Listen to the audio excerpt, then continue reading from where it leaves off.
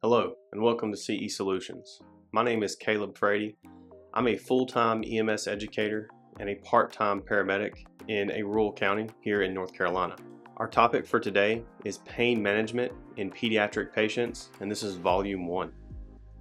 At the end of this lesson, the student should be able to analyze how pediatric patients express pain during different developmental stages, formulate a pediatric pain assessment utilizing validated pediatric pain scales, explain non-pharmacological treatment of pediatric pain, and lastly, identify pharmacological treatment modalities for BLS providers. Before we can understand how to manage pediatric pain, we first need to understand how to assess and recognize a pediatric patient who's in pain. Pediatric pain is multifaceted and it includes physiological, behavioral, psychological, and developmental factors, localization of pain, or be able to get an accurate verbal report of a pediatric patient who is in pain. So our assessment has to be adjusted for the patient's developmental status. So a toddler is going to express pain a lot differently than a school-age child would, and then an adolescent is going to present and report pain much differently than both toddlers and school-age children. So we have to consider the developmental stage that our patient is in when we're assessing a pediatric patient in pain. So a working knowledge of appropriate behavior and developmental factors in our pediatric patients is necessary to accurately assess and manage pediatric pain. In addition to developmental factors and understanding that pediatric pain is multifaceted, we should also include a child's interactions with the environment as part of our assessment. This may also include some special circumstances, such as paying attention to behavioral cues from caregivers. Caregivers and parents are especially important as they can help us identify things that our patient may not be able to tell us, such as behavioral cues or behavioral changes may help us identify when the pain may have begun, how long it's been going on, and in some cases help us localize the pain just by being able to calm our patient down so we can do a better assessment. McDonald et al. Reports that 20% of pediatric transports involve patients in moderate to severe pain. And while pediatric encounters may represent a smaller share of our call volume, those encounters are likely to involve a child in pain. So understanding how different age groups express pain is important for pre-hospital providers to be able to accurately manage pediatric patients in pain. Ignoring the signs of a child in pain can interfere with our assessment and ability to provide the best possible care we can to our patients. If a child is in significant pain or anxiety, they can be inconsolable, they can be uncooperative, and our assessment becomes more difficult as we work to identify the root cause of the encounter and transport to the appropriate facility. When we're able to appropriately manage a pediatric patient in pain, we're able to improve patient comfort and improve cooperation, allowing us to do a more robust assessment and hopefully identify the root cause of the encounter. The two major categories of developmental age that's important for providers to understand, as this forms the basis of how we assess pain moving forward, is preverbal and verbal. So preverbal patients, this would include infants and very young children that typically are unable to describe their pain. And there's really no set age group for this because it all depends on the child's developmental status. Whereas you may have some kids that are 7, 8, 9 years old that have medical conditions that may make them nonverbal. That's important to consider as part of our assessment is that child's developmental status. But in this case for preverbal children, we would rely on their behavior, their interactions, things such as crying, facial expressions, and body movements to inform our assessment. In verbal patients, these are patients that can communicate, but it's not always straightforward. And we'll talk about that as we move through the lesson. Their responses and presentation of pain is influenced by their age, their fear of providers, and even their ability to understand the situation that they're in. So our preverbal patients are going to include neonates, infants, toddlers, and any other nonverbal patients. And these are some of the most challenging patients for us to assess for pain because they're not able to exactly tell us what they're feeling. They struggle to localize pain or don't understand how to yet. They can't necessarily describe the severity in simple ways that we can understand, like we would get from an adult patient. And they're typically not going to be able to give us a history of their pain, where it originated, and those types of questions that adults can give us.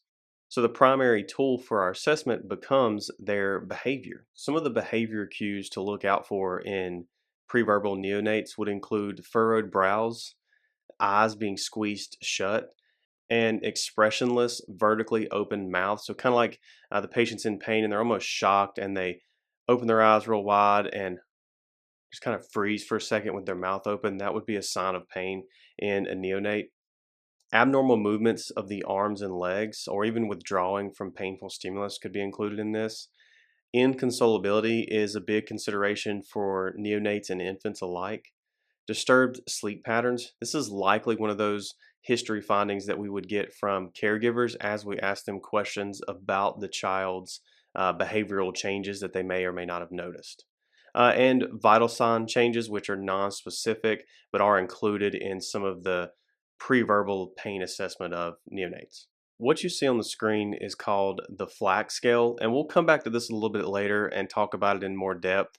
But the FLAC scale here really just gives us a good appreciation of some of the pre-verbal cues to look for in infants and younger toddlers. Some of the ways that an infant is going to express pain could involve kicking their legs and waving their arms, arching of the body or having a rigid body, making different facial expressions, being easily irritated, not eating, not sleeping, or not being easily comforted, which is inconsolability. Infants and young toddlers can show signs of sadness or anger, and that could be a sign of pain. As the infant becomes a toddler, they start to express their pain a little bit differently than infants do.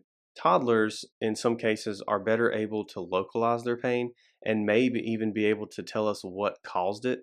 They may feel more comfortable telling this information to a caregiver, explaining what happened as one of us due to fear and anxiety. Some other things to look for preverbal children would include kicking of the legs and arms, guarding, protecting, or tugging at a limb, an ear, an eye, or body part that could be in pain, refusing a favorite toy, food, or activity, restless and being unable to sleep or get comfortable. In toddlers, acting younger, being really clingy, like a baby, could be a sign of discomfort or pain. That would include being uncooperative or showing resistance to procedures. As children continue to develop, their ability to verbally report pain improves, and this makes our assessment a little bit easier. They're able to describe where it hurts, give us some idea of severity, and explain what they're feeling. There are some considerations for school age and adolescent children when it comes to assessing pain, and the main one is to be cautious of leading questions. For example, a leading question could be, does your stomach hurt? Is it a sharp pain? What happens here is we're putting words into the child's mouth, and we may end up obtaining inaccurate assessment information. Instead, we would want to ask open ended questions whenever possible, such as, can you tell me what hurts? Or what does it feel like? Combining good question asking techniques with our behavioral and developmental assessment in pediatric patients allows us to see the full picture and fully appreciate the amount of pain that our patient may be in. By the time a child reaches adolescence, they should have some experience in dealing with pain, whether that's from injuries, illnesses, or previous medical care and experiences.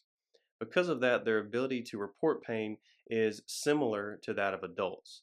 They can usually localize pain very well, describe the quality, and even rate the severity using a numeric scale that we would use on adult patients.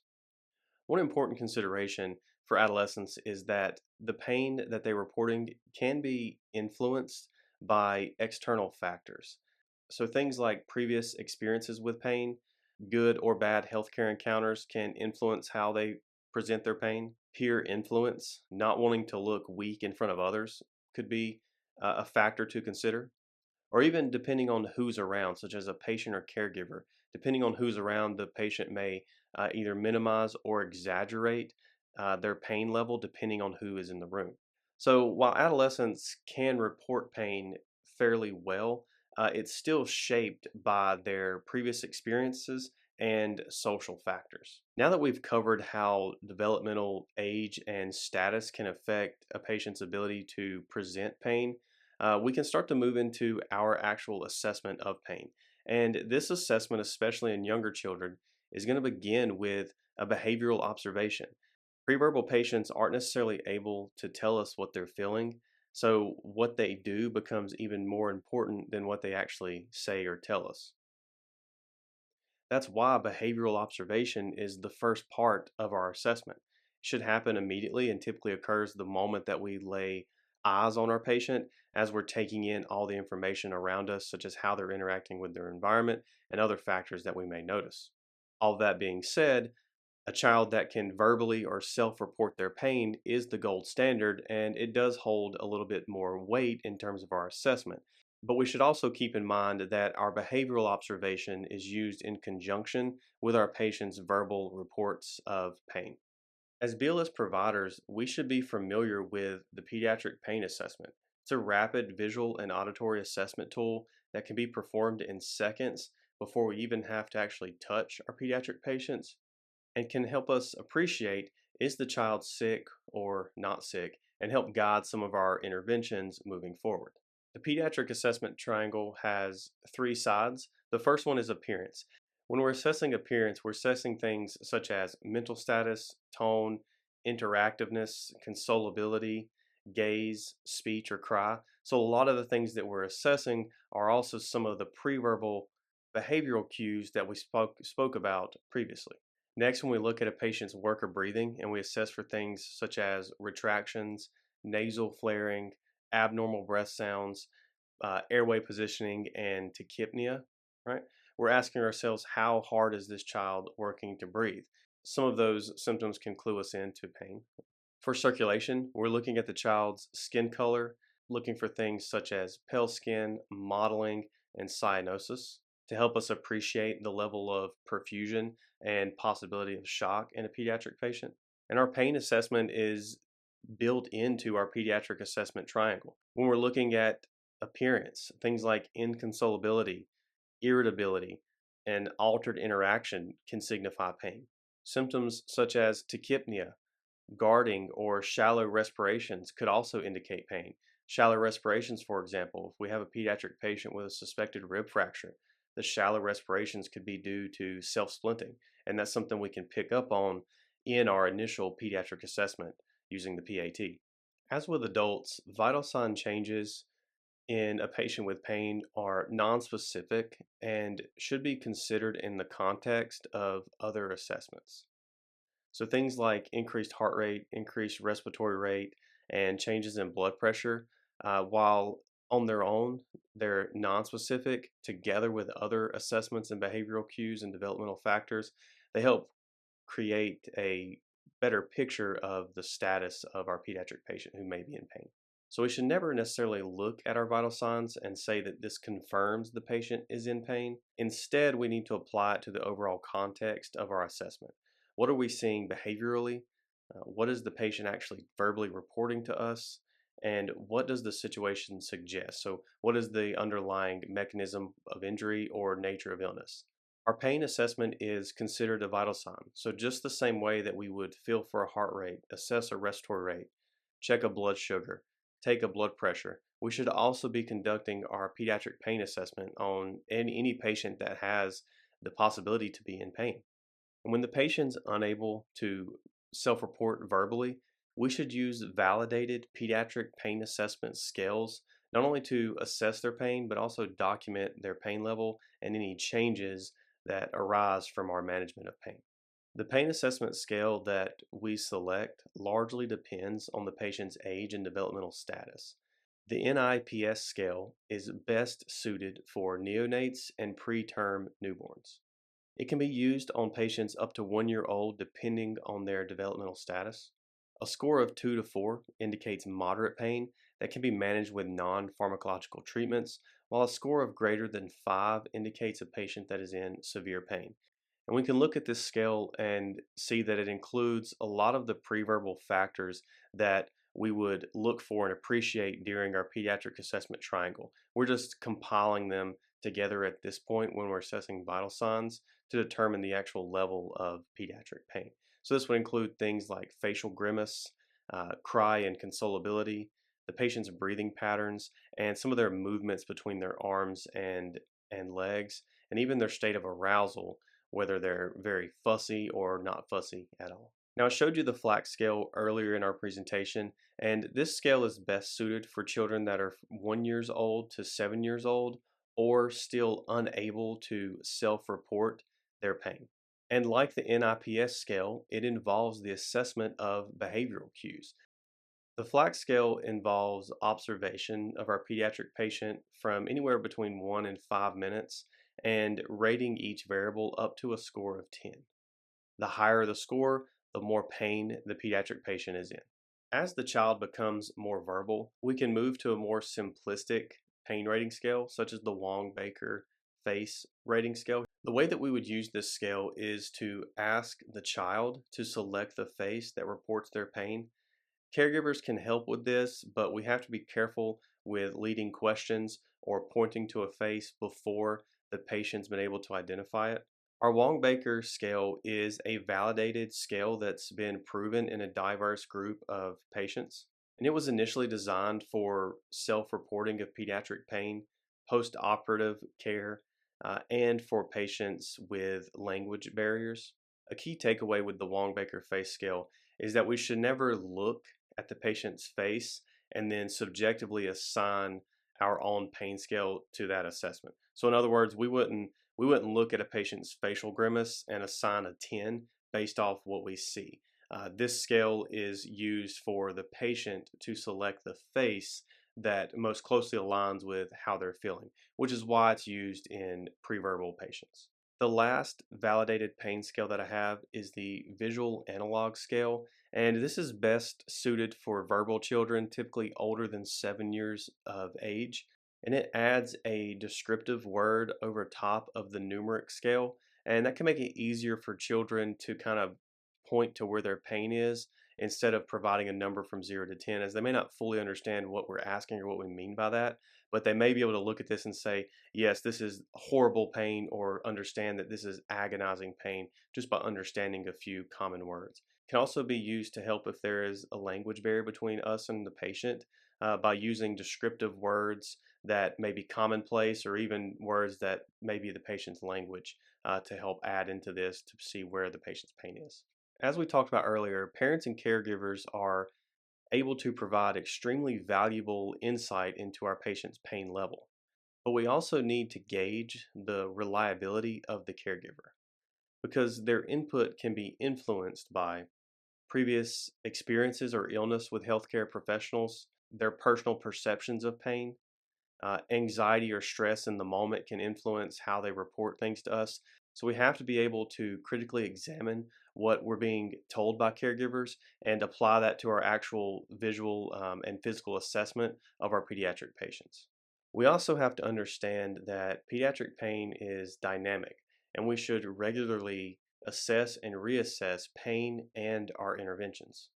This helps us to determine if our interventions are working, to make adjustments, optimize our pain management strategies and treatment modalities, and ensure that we're truly supporting our pediatric patient. Documentation is also crucial with pediatric pain assessment. Every pain assessment that we perform should be clearly documented within our patient care report. This would include the initial pain level, the method of assessment, whether it was self-reported or verbal assessment. If we use something like the NIPS scale or the FLAC scale, we should include that score within our documentation. It should include our reassessment findings and the patient's response to our interventions. This allows us to trend the patient's pain over time, allows us to show improvement or lack thereof, and lastly, it provides the facility with a clear picture of this patient's pre-hospital course and helps to improve their continuity of care and overall outcomes.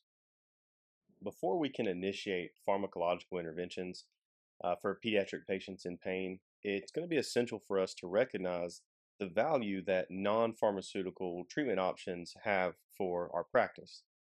These strategies can effectively reduce a patient's pain and anxiety levels and oftentimes serve as a bridge to medication for pain management when needed.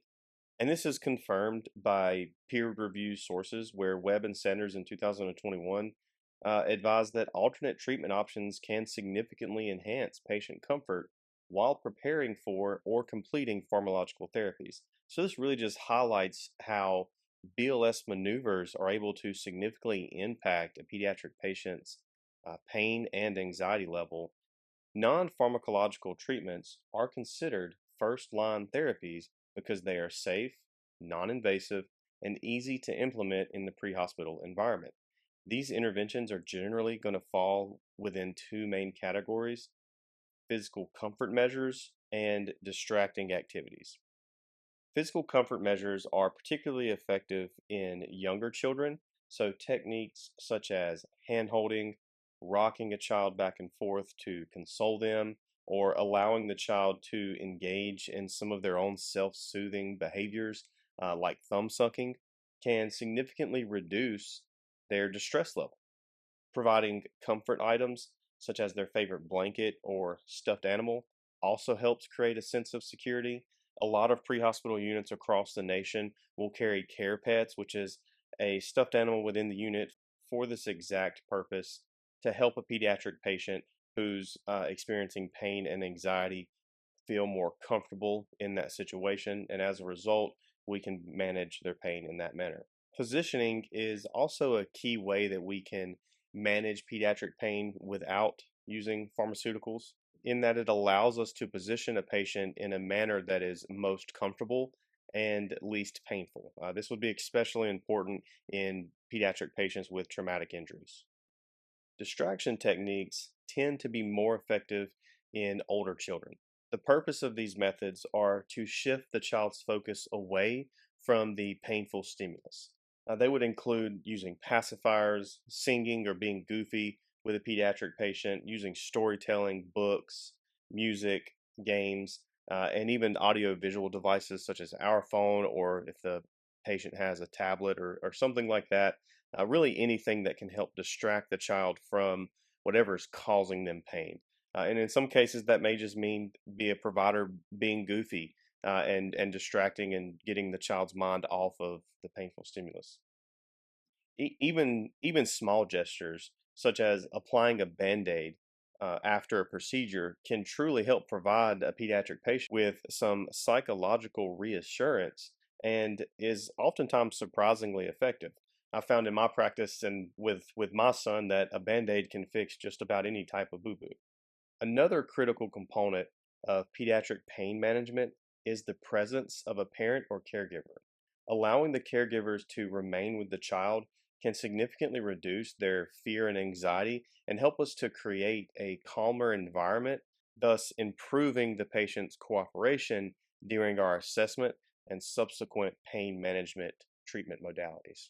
As we've talked about through this lesson, when we're managing pediatric patients in pain, it's important that we tailor our strategies to the child's developmental stage. So, for infants, we can encourage the parent or caregiver to hold and comfort the child, utilize soothing sensory measures such as gentle touch and soft voices, pacifiers, and familiar comfort items in this age group can be effective also. For toddlers, in addition to the strategies we use for infants, uh, toddlers, it's really important that we communicate using calm, simple, and direct language.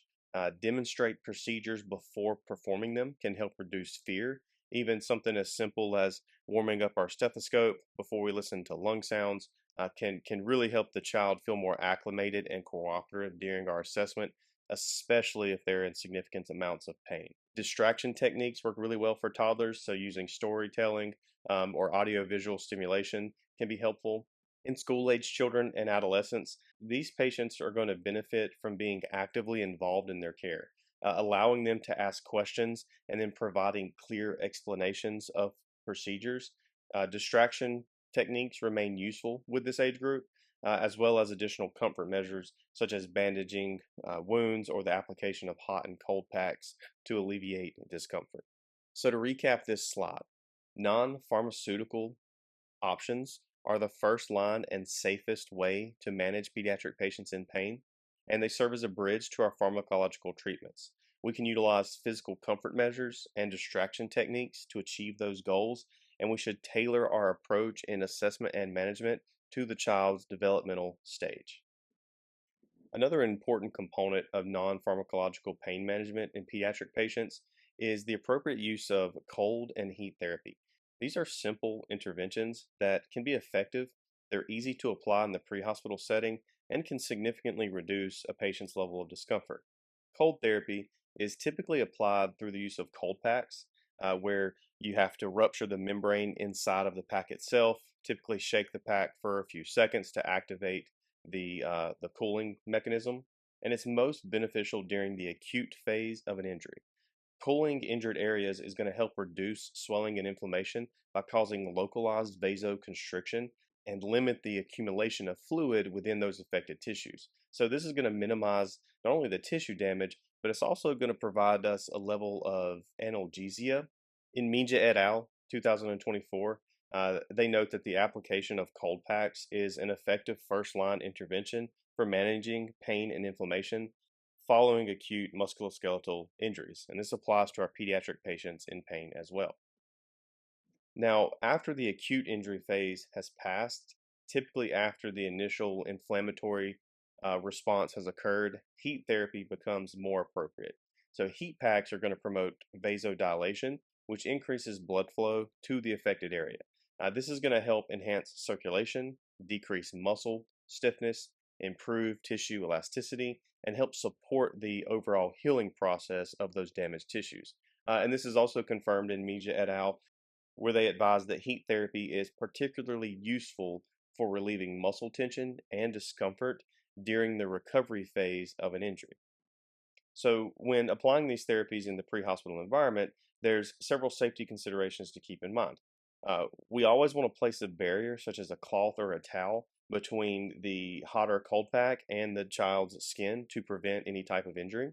Limit the application of these devices to 15 to 20 minutes at a time, and frequently reassess the child's skin for any signs of irritation or temperature related injury. Keep in mind that in infants and young children, their skin is more sensitive and susceptible to burns, so we need to reassess more often. Splinting is also an effective non pharmacological intervention for pediatric patients in pain that's associated with musculoskeletal and orthopedic injuries. A splint that is properly adapted to provide maximum support is able to significantly reduce a patient's pain by minimizing movement and preventing further tissue damage. Effective immobilization not only enhances the patient comfort, but it supports overall injury management. When MS providers are considering splinting as a way to manage pediatric pain, it's important that we follow the best practices of splinting. First would be to establish a baseline of the injury. So before any splinting is performed, it's essential that we assess the injury thoroughly, evaluating for pulse, motor, and sensory function. When we assess the pulse, assess distal circulation by palpating pulses. Don't forget to evaluate skin color, temperature, and capillary refill. Motor would involve asking the patient to move fingers or toes distal to the injury. And then sensory would evaluate the patient's ability to feel light touch or differentiate sensation, again, distal to the injury. So, establishing this baseline allows providers to identify pre existing neurovascular compromise and helps us provide a comparison for reassessment after we complete the splint. Any changes noted to PMS during or after immobilization would indicate complications such as excessive pressure causing impaired circulation from the splint. Also, keep in mind that with pediatric patients, their developmental ages is important here, and our assessment isn't going to be as straightforward as it would be in an adult patient, and we would need to use some of the techniques we've previously talked about to help us work through obtaining all of this information. The second best practice is knowing when to realign or reposition an injury. Now, for long bone fractures with significant angulation, gentle realignment toward a more natural anatomical position uh, is is possible. This maneuver here can help to improve distal circulation and associated nerve function, reduce tension on surrounding tissues, decrease pain, and minimize the risk of further injury. But it should be noted that realignment is performed using gentle, steady traction, and if any resistance is encountered or the patient begins to experience increased pain from the realignment procedure, then we should stop immediately and position the extremity in the position found. In my experience, for most orthopedic injuries, splinting in the position found is the best course of treatment. However, in cases where the fracture is very severely angulated, realignment may be the most appropriate method to restore circulation and sensation. For joint injuries, such as dislocations or severe pains, the extremity should be splinted in the position found, unless your local protocols or medical control directly advises otherwise. Next is adequate padding for the splint. This is a critical but oftentimes overlooked component of effective splinting. Padding is able to enhance patient comfort. It can help distribute the pressure evenly throughout the splint, reducing the risk of pressure sores. And we know that from the moment tissue becomes compromised or hypoperfused due to increased pressure, that actually starts the clock of the development of some sort of pressure ulcer. So we want to make sure that we pad to distribute that pressure evenly throughout the splint. This would further help to prevent secondary injuries such as a sore developing, and it also improves the stability and security of the splint. So some common things that we can use as padding materials would include gauze, towels, blankets. If there's any commercial padding that's included with the splinting devices, pillows work really well for this also. And we should give special attention to padding around bony promises to help prevent skin breakdown during prolonged transports. Next, we should complete the splint. This is going to ensure full immobilization of a fracture. For splinting, the best practice is the splint must immobilize the joints above and below the site of injury. So this can help prevent accidental movement, reduce muscle spasms, minimize additional tissue damage, and can help to significantly decrease a patient's pain. So, for example, a forearm fracture should include immobilization of both the wrist and elbow, while a lower leg fracture, we would need to immobilize the ankle and the knee. After a splint is properly positioned and padded, it needs to be secured firmly but not too tightly. Typically, elastic bandages, cravats, or triangle bandages, as they're commonly referred to, can be used for this purpose. And the goal is really just to tie the whole splint together to maintain the immobilization while preserving the patient's circulation. So we don't want it to be so tight that it becomes a tourniquet. And then after securing the splint, we need to make sure that we reassess pulse, motor, and sensation, and compare that to our initial baseline findings. This is going to help us ensure that the splint has not compromised the patient's circulation or nerve function. And we should continue this reassessment at regular intervals anytime that we move the patient during transport, and if the patient begins to report increased pain, numbness, or tingling, for example. And lastly, we need to balance our splinting procedure with other pain management strategies. So, understanding that splinting is one of our non pharmaceutical ways to manage a patient's pain, and incorporating that with some of the other techniques we've learned about to manage pediatric patients' pain, such as ice application, patient positioning for comfort, utilizing caregivers to help decrease the pediatric patient's fear and anxiety so we can actually complete the splint, as well as physical touch and distraction techniques. All of this comes together during our assessment and management to treat pediatric patients in pain. For BLS providers, the utilization of pharmaceutical medications to manage a pediatric patient in pain is limited, and most protocols reserve pharmaceutical pain management for BLS providers to patients experiencing discomfort as a result of a fever. However, some of our medications are indicated for mild to moderate pain, and local protocols may allow you to administer acetaminophen or ibuprofen to pediatric patients in mild to moderate pain. So please follow your local protocols when making the decision as to whether or not one of these BLS medications is indicated for your pediatric patient. The first medication I want to talk about is acetaminophen. Acetaminophen is a common pre-hospital medication, and it's considered a non-opioid analgesic that's used for the management of pain and fever. Acetaminophen works primarily within the central nervous system to inhibit cyclooxygenase or COX. Ultimately, through this inhibition, it decreases the level of prostaglandins within the central nervous system, and prostaglandins are chemical mediators that are responsible for pain perception and the regulation of body temperature. So, by lowering the prostaglandin levels, acetaminophen is able to provide effective analgesia and antipyretic effects. It is important to note that because acetaminophen works within the central nervous system, it does not have any local anti-inflammatory effects. In the pre-hospital environment, acetaminophen can be indicated for fever in pediatric patients, and depending on local protocol, it may or may not be able to be used for pediatric patients in mild to moderate pain. Acetaminophen is considered a safe first-line pharmacological option as it's not associated with sedative and respiratory depressant effects that opioids are associated with. This medication is administered via the oral route, and the standard dose is 15 milligrams per kilogram every 4 to 6 hours as needed.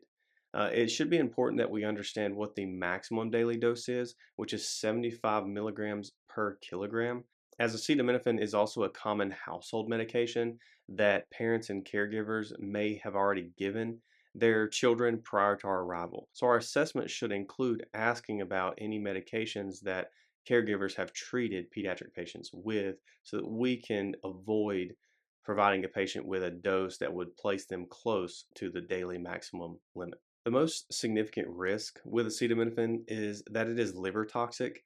And in children, this is most commonly going to be an issue if the caregiver has already administered multiple doses of this medication, or if it's an overdose scenario where the child got into acetaminophen that had been left out. But we should make sure that we ask about any existing liver conditions prior to giving this medication to our pediatric patient. Allergic reactions are fairly rare with acetaminophen.